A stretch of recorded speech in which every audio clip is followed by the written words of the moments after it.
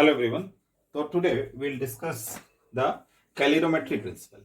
So it is an experimental technique to evaluate heat involved in any reaction or a process. Means any chemical reaction is taking place, how much heat is involved or absorbed, or any type of physical process like a state change, how much heat is absorbed or liberated, that is determined with this experimental technique. What is the concept behind this?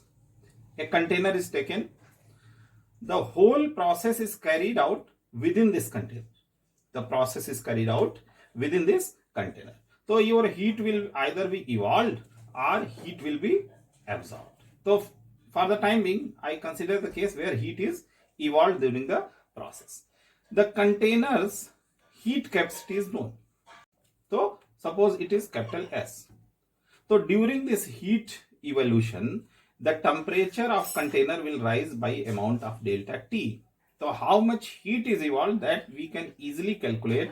Q is equal to S delta T. So this is the concept for measuring the heat evolved or absorbed during the process. If temperature of the container is cooled down, the heat is absorbed, or if the temperature of container is getting up, the heat is evolved during the process. So let us try to understand with help of one numerical example.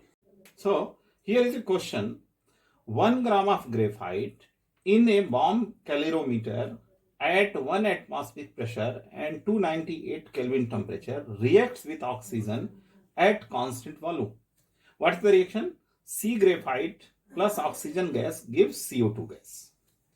During this process, the temperature rise is from 298 to 299 Kelvin. What is the enthalpy of the reaction at 298 and 1 atm pressure? What is the condition given? Heat capacity of calorimeter is 20.7 kilojoule per Kelvin. So here the question is, okay, the reaction is taking place within the calorimeter and carbon graphite is oxidized to evaluate CO2. This is a combustion reaction. Heat is evolved here. Due to this heat evolution, the temperature of calorimeter is rising. So what is the, we will use this equation, correct?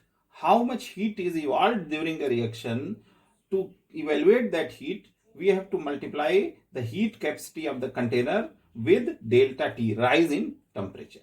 So heat released will be how much? S delta T. The S की value heat capacity of calorimeter is given 20.7 into delta T. Delta is 1 Kelvin rise, only 1 Kelvin rise, 299 minus 298. So this is equal to 20.7 kilojoule. So this much heat is evolved during this reaction. So heat of reaction, अब heat of reaction delta U. तो heat of reaction क्या दिया? At constant volume, है ना? That's why I have written delta U.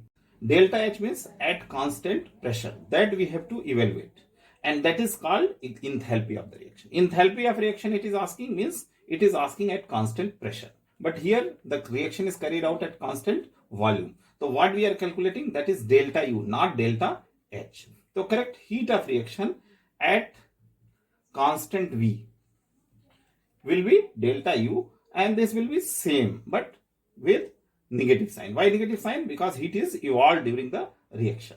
So minus 20.7 kilojoule per gram of graphite, correct? Ab delta N, number of change in moles of gaseous species during the reaction. So you see here 1 mole of gas, here 1 mole of gas. Graphite is in solid, so it will be 0. So what, due to first law of thermodynamics, what is delta H? Delta H is nothing but equal to delta U plus delta N or absolute temperature. Since delta N is equal to 0, this term will become 0, hence delta H is equal to 0. So now heat of reaction at constant P, और इसी को हम बोलेंगे delta H. इस case में क्या होगा? Delta U के बराबर होगा, और वैल्यू कितनी होगी? माइनस 20.7 किलोजूल पर ग्राम ग्रेफाइट. तो दिस इज योर आंसर. इसी को बोलेंगे enthalpy. enthalpy of reaction. Enthalpy of reaction. So this is all for today's video. If you like this video, please give a like button and please subscribe my channel so that a motivation should be there for me to present more videos that may be helpful for your academic purpose. Thank you.